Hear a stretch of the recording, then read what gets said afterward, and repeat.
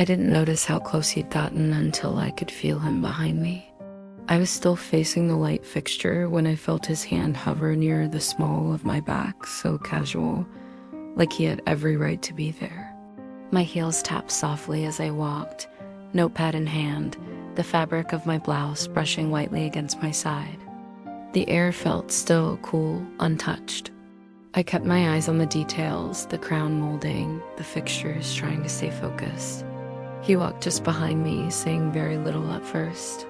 Just the usual landlord facts: square footage, the view, insulation. I scribbled notes about the boiler, the water pressure. Then, as I peeked into the pantry, his voice came from behind me. "I like your earrings," he said. "They catch the light." I smiled without turning. "Thanks, they were a gift." A few steps later, as I entered the living room, he added, "You have a nice voice. It carries." I looked over my shoulder briefly. "I get that sometimes." We kept moving. I asked about the windows. He answered. Then he said, "You carry yourself like someone who's seen good places." That made me look at him. "That's a strange thing to say." "Not meant to be," he replied without flinching. I let it go. Pulled gently at the blinds.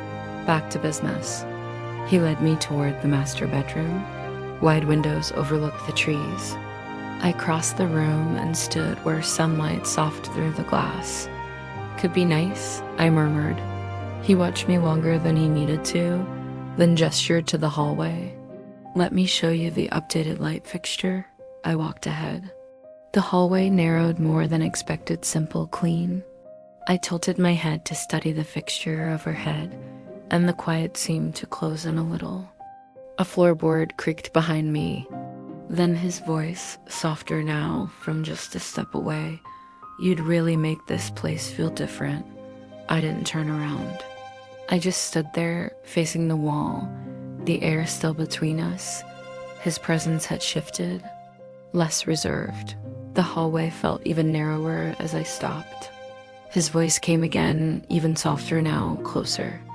And then the lightest touch, his hand resting gently at the small of my back. "Sorry," he said. Narrow hallway. Still, I didn't move.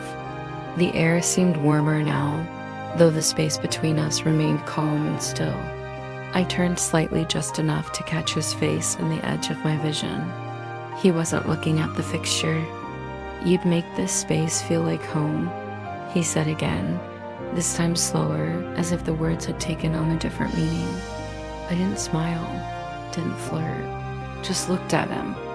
And he didn't look away or step back. I could have moved, broken the moment, but I didn't. I stayed, unsure.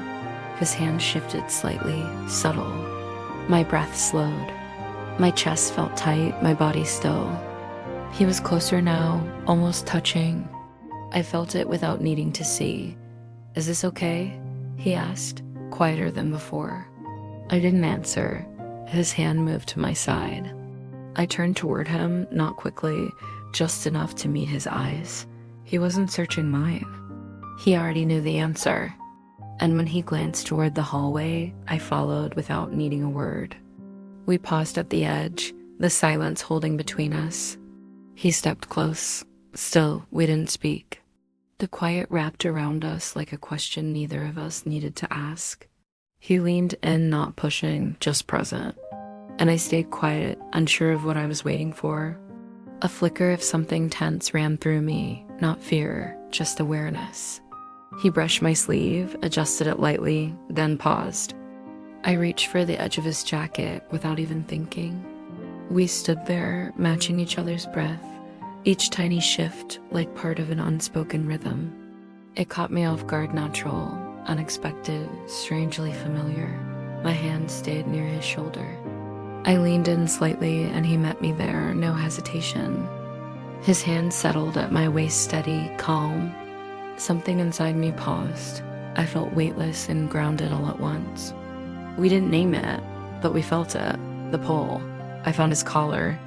He leaned with me, the warmth between us rising. The hallway, the apartment, everything else faded. I only felt how close he was.